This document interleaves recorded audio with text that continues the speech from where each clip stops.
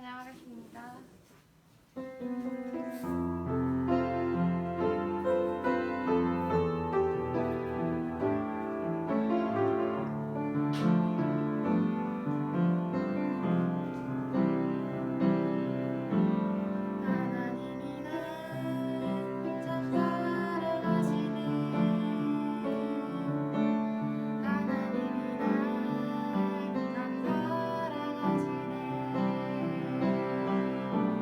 하나님이 날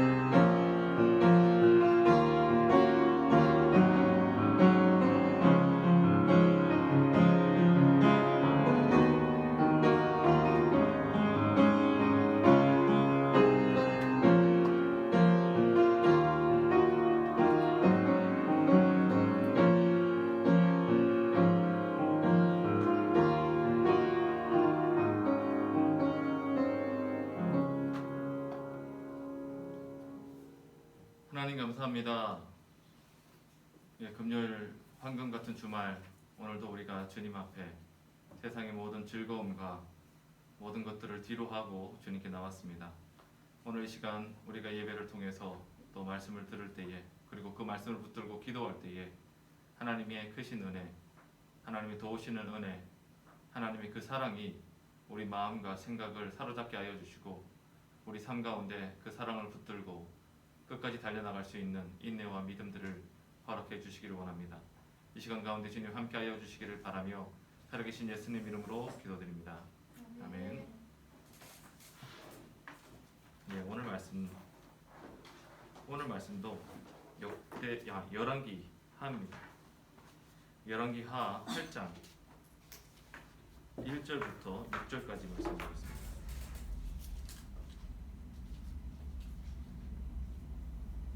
열왕기 하 8장 1절에서 6절입니다. 제가 읽어드릴게요.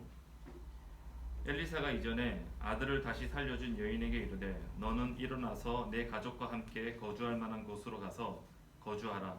여호와께서 기근을 부르셨으니 그대로 이 땅에 7년 동안 임하리라 하니, 여인이 일어나서 하나님의 사람 말대로 행하여 그의 가족과 함께 가서 블레셋 사람들의 땅에 7년을 우거하다가 7년이 다음에 여인이 블레셋 사람들의 땅에서 돌아와 자기 집과 전토를 위하여 호소하려 하여 왕에게 나아갔더라. 그때 왕이 하나님의 사람의 사환 게하시와 서로 말하며 이르되 너는 엘리사가 행한 모든 큰 일을 내게 설명하라 하니, 게하시가 곧 엘리사가 죽은 자를 다시 살린 일을 왕에게 이야기할 때에 그 다시 살린 아이의 어머니가 자기 집과 전토를 위하여 왕에게 호소하는지라. 게하시가 이르되 내 주 왕이여, 이는 그 여인이요 저는 그의 아들이니 곧 엘리사가 다시 살린 자니이다 하니라. 왕이 그 여인에게 물으매 여인이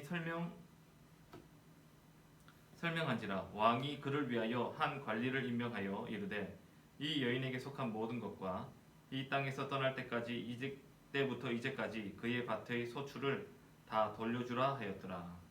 아멘. 네, 오늘 말씀의 제목은요, 하나님을 사랑하는 자를 돌보시는 하나님이라는 그런 제목으로 말씀을 들으려고 합니다. 여러분, 수넴 여인이 누군지 다 잘 아시죠? 성경에 여러 여인들이 나오는데, 이 수넴 여인은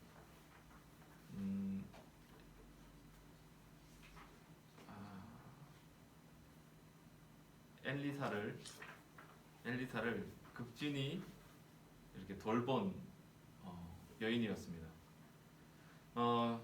엘리사가 이렇게 길을 다닐 때에 왔다 갔다 하는 것을 보면서 이 여인이 그 하나님의 선지자 엘리사를 위해서 이제 식사를 대접하고 싶었고, 그리고 그렇게 식사를 대접하다가 남편에게 그 선지자가 쉴 수 있는 거처도 마련하자, 그래가지고 엘리사가 쉴 수 있는 거처도 마련해 주었던 사람입니다. 예, 그렇게 하나님의 선지자 엘리사를 극진히 섬긴 사람이었는데 그녀에게는 자녀가 없었죠.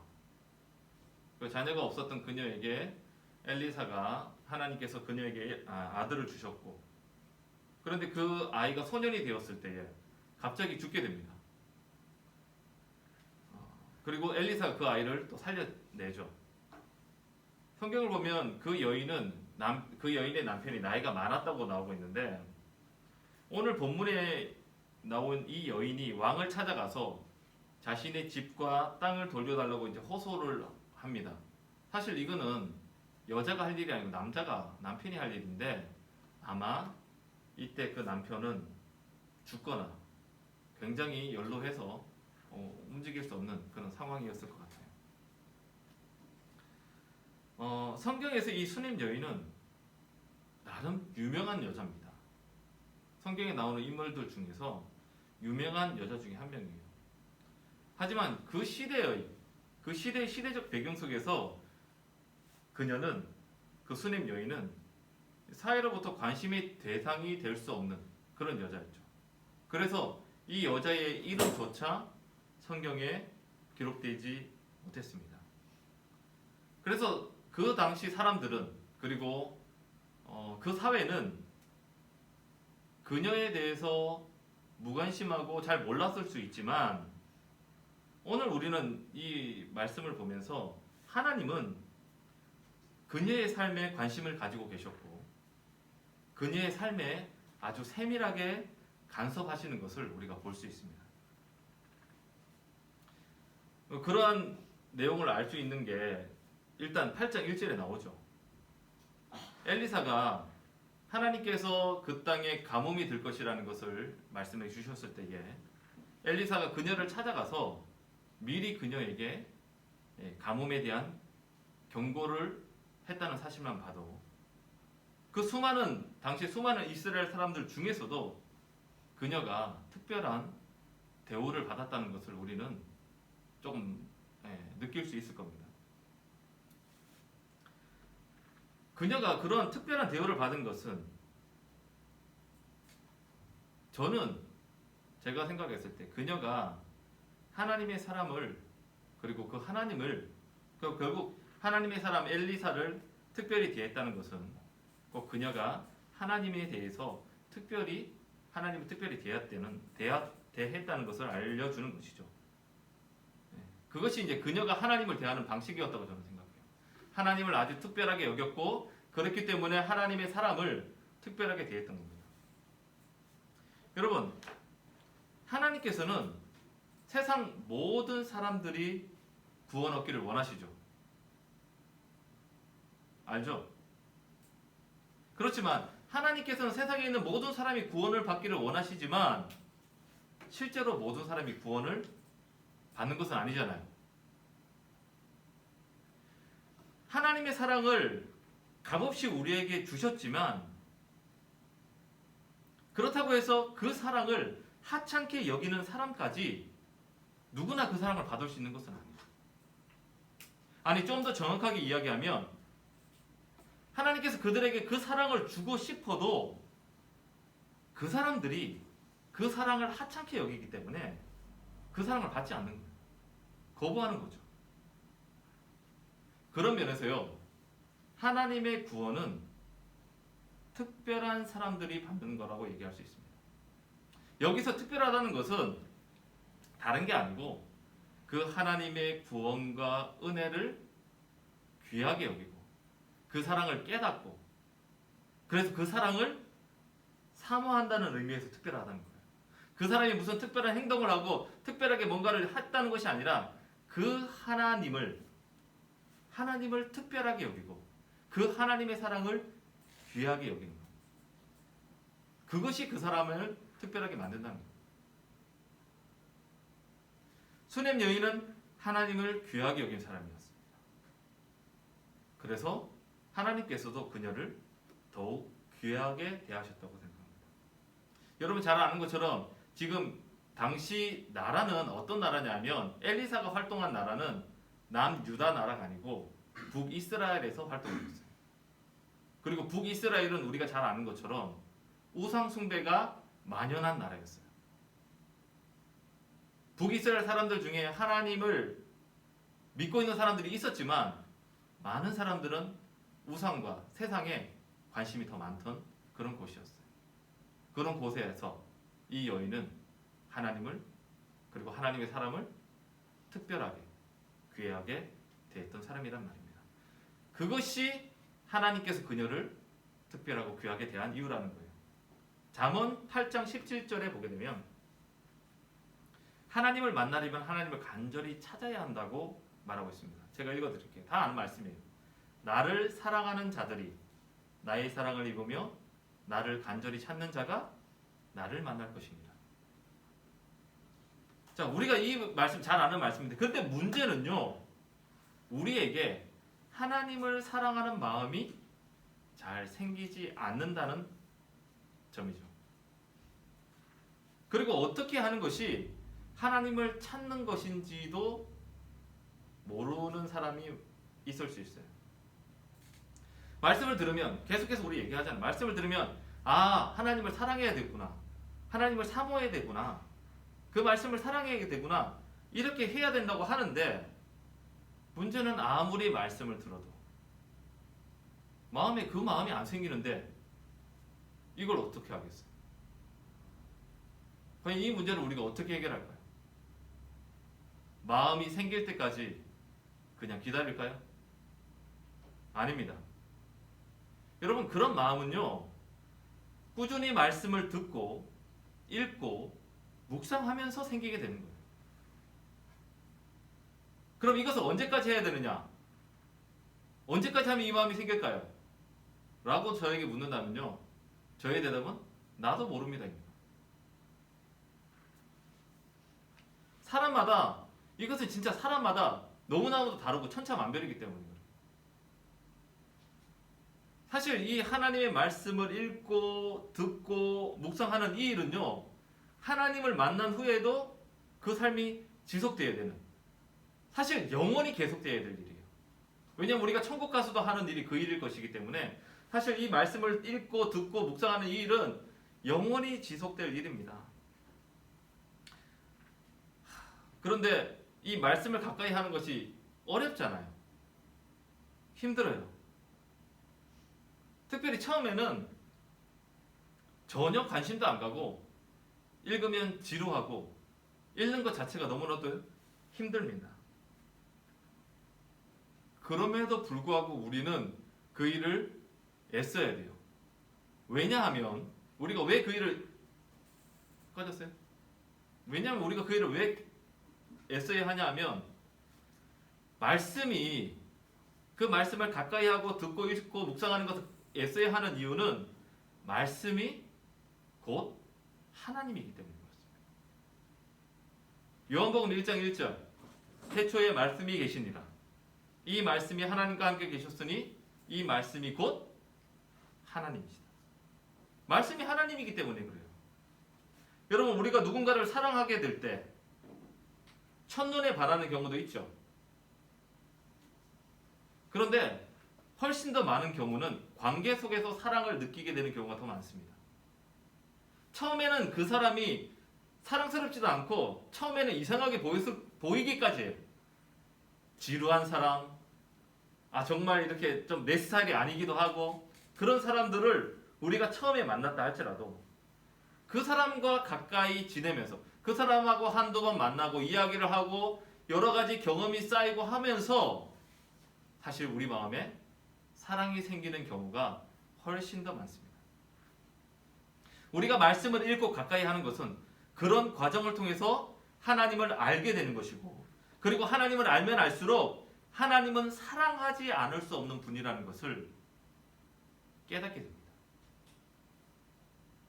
이런 과정을 통해서 우리는 하나님을 원하게 되고 사랑하게 됩니다.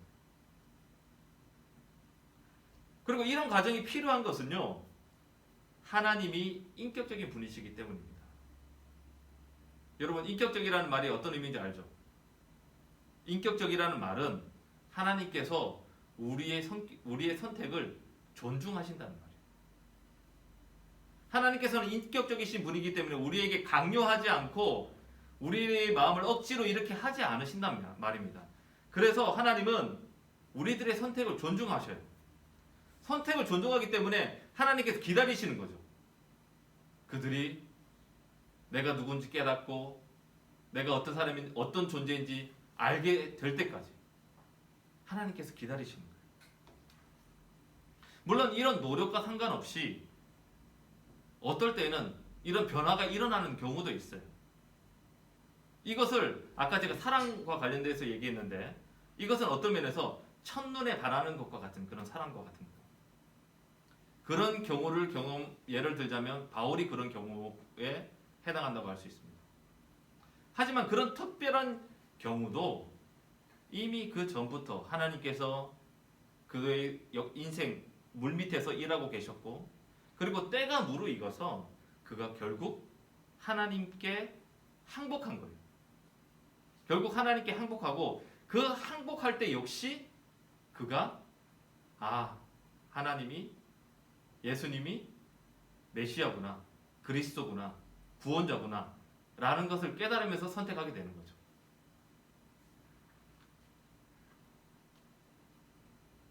그리고 우리는 그런 나의 선택까지도 하나님의 은혜라고 이야기합니다. 따라서 모든 하나님과의 만남에는요, 결국 우리의 선택이 있을 때 일어나는 거예요. 하나님께서 은혜를 막 부어주시고, 그런데 내가 끝까지 거부하게 되면 결국 안 되는 거죠. 그런 면에서 요한계시록 3장 20절 말씀에 보게 되면, 볼지어다 내가 문 밖에 서서 두드리노니 누구든지 내 음성을 듣고 문을 열면 내가 그에게로 들어가 그와 더불어 먹고 그는 나와 더불어 먹으리라 말씀하셨어요. 하나님께서, 예수님께서 우리 마음의 문을 박차고 들어오시는 것이 아니라, 하나님은 포기하지 않으시고 끝까지 우리의 마음을 두드리고 계십니다. 문을 열라고 계속 두드리고 계셔요. 그 예수님의 사랑과 하나님의 은혜에 우리의 응답이 필요한 거예요. 오늘 우리가 읽은 본문의 1, 2절의 내용은 지금 제가 설명한 이런 내용들이 그 배후에 있다고 할 수 있어요. 그 여인이 어떻게 해서 하나님을 알게 되었고, 어떻게 해서 하나님을 그렇게 귀하게 여기는 사람이 되었는지는 모르겠지만, 그 여인은 하나님을 귀하게 여겼고 하나님을 사랑했고, 그리고 하나님께서 자기를 사랑하는 그 여인에게 내려주시는 하나님의 특별한 은혜에 관한 이야기가 지금 1절과 2절입니다. 그래서 가뭄이 들기 전에 그 여인에게 찾아가서 미리 얘기해주고, 그 여인은 블레셋에 내려가서 7년을 그곳에 머문다는 이야기입니다. 자, 그런데 그렇게 하나님의 은혜를 받은 여인, 7년 만에 고향에 돌아왔는데 돌아보니 문제가 있었어요. 그게 뭐냐? 그것은 그들이 떠나 있는 동안에 그들의 집과 땅을 다른 사람이 차지하고 있었다는 겁니다.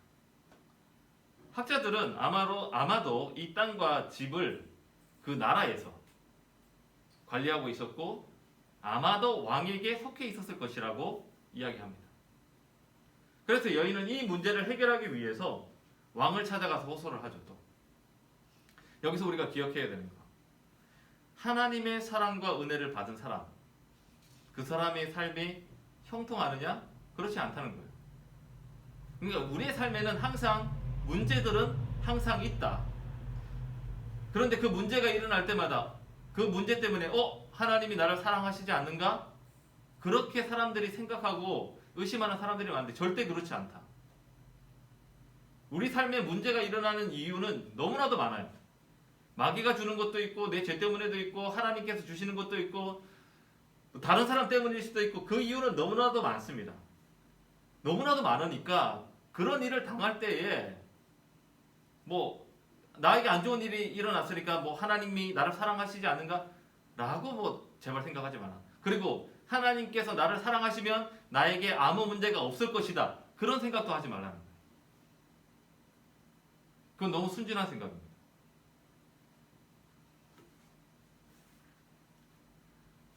자, 그런데 어쨌든 간에 이 여인이 그렇게 돌아왔는데 그런 문제가 자기에게 있었어요. 그리고 그 문제를 해결하기 위해서 왕을 찾아갑니다. 비록 문제가 있었지만, 그런데 하나님께서는 그 문제 속에도 은혜를 베풀고 계시는 것을 우리는 볼 수가 있어요. 여인은 이 일을 통해서 또 하나님의 은혜를 또 한 번 경험하는 거예요. 여인이 자신의 집과 땅을 돌려달라고 호소하기 위해 왕에게 나아갈 때에 그 시간, 엘리사의 사환 게하시와 왕이 서로 대화를 나누고 있었습니다. 왕은 게하시에게 엘리사가 행한 큰 일을 말해달라고 요청하고 있었어요. 그 말씀이 4절과 5절에 나와 있죠. 자, 4절과 5절을 우리 다 같이 함께 읽겠습니다. 자, 시작. 그때의 왕이 하나님의 사람 사환 게하시와 서로 말하며 이르되 너는 엘리사가 행한 모든 큰 일을 내게 설명하라 하니, 게하시가 곧 엘리사가 죽은 자를 다시 살린 일을 왕에게 이야기할 때에 그 다시 살린 아이의 어머니가 자기 집과 전토를 위하여 왕에게 호소하는지라.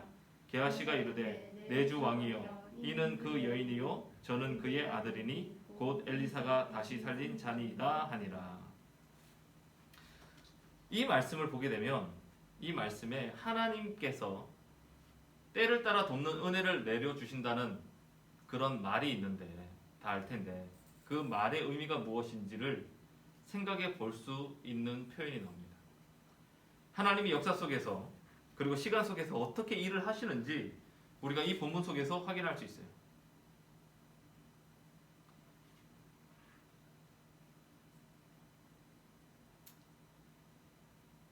오늘 본문 속에 지금 우리가 읽은 이 이야기 속에는요,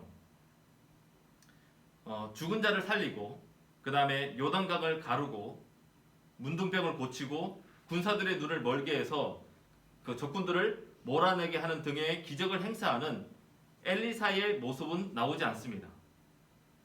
또 애굽에서 10가지 재앙을 내리고 여리고성이 무너지고 우박을 내려 가난한 사람들을 물리치신 죽이시는 그런 하나님의 역사도, 눈에 띄는 하나님의 역사도 오늘 우리가 읽은 본문에는 나오지 않아요.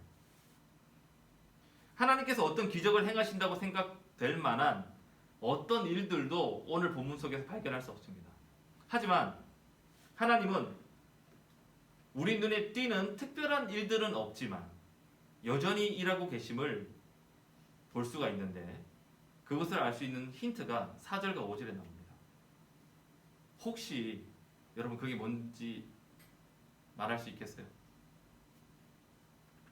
4절과 5절에 힌트가 나오는데 그 힌트가 무엇이냐? 4절 처음에 그때에, 그리고 5절에는 게하시가 다시 살린 일을 왕에게 이야기할 때에라는 표현에서 저는 그 힌트를 발견할 수 있어요. 하나님은 여인과 게하시와 왕의 시간에 개입하셔서 그들로 하여금 정확한 때에, 그리고 정확한 장소에서, 그리고 정확한 이야기를 나누게 하심으로 왕으로 하여금 그 여인의 호소를 듣고 그 여인의 요구뿐만이 아니라 그녀가 요구하지 않은 7년 동안 그 밭에서 나온 모든 소출을 계산해서 돌려주게 하셨습니다.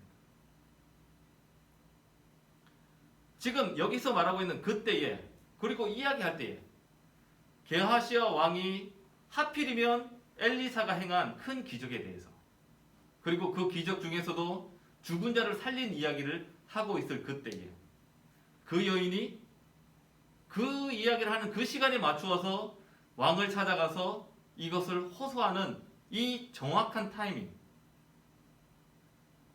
그리고 정확한 장소, 그리고 정확한 이야기, 이것을 하나님을 믿지 않는 사람, 믿음의 눈이 없는 사람은 그냥 우연이다, 뭐 재수가 좋았다, 이렇게 말할지 모르겠지만 믿음으로 바라보면 이것이 바로 하나님의 은혜인 거예요. 하나님께서 지금 그 시간에 그곳에서 일하고 계신 거예요. 여러분, 이 수넴 여인은 선한 싸움을 싸웠던 사람이었습니다. 오늘 우리가 읽지는 않았지만 여러분, 그녀에게 아들이 죽었던 사건이 있었다고 얘기했잖아요. 아들이 죽었던 그 사건을 보게 되면, 나중에 한번 읽어보세요. 그 사건을 보게 되면 아들이 죽어요. 죽었는데 이 여인이 아들이 죽었다고 통곡하지 않습니다. 그 아이를 그 엘리사가 잠시 지나가다가 머무는 그 숙소에 올려놓고 눕혀놓고, 엘리사가 누워 자던 그 침대에 누워놓고 자기는 조용히 남편에게도 아들이 죽었다는 얘기를 하지도 않았어요. 아무 얘기하지 않고 조용히 종을 한 명 데리고 엘리사를 찾아갑니다. 엘리사가 평안하냐, 아무 일 없냐라고 얘기했을 때에 이 여인이 아무 일 없다고 얘기해요. 그럼 생각해 보세요. 자녀 없이 오랜 세월을 살다가 느지막하게 아들을 하나 얻었는데 얼마나 귀한 아들입니까? 근데 그 아들이 죽었어요. 일반적으로 어떻게 반응했을까요? 근데 그 여인은 그렇지 않았다. 왜 그럼 그렇지 않았을까? 왜 여인은 이런 식으로 반응을 했을까?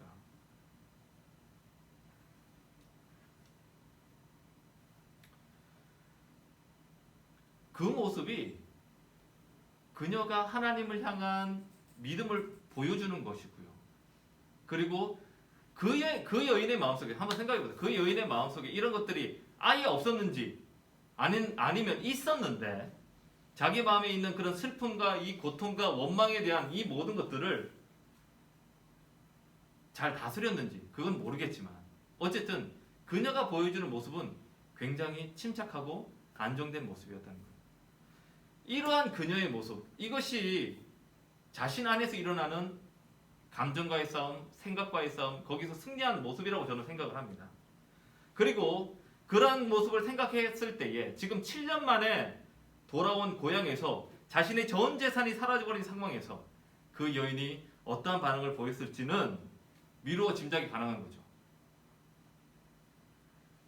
그녀의 이런 모습은 분명 영적인 싸움에서 승리한 사람의 모습이고 그가 승리할 수 있었던 것은 하나님에 대한 믿음 때문이었다고 말할 수 있습니다.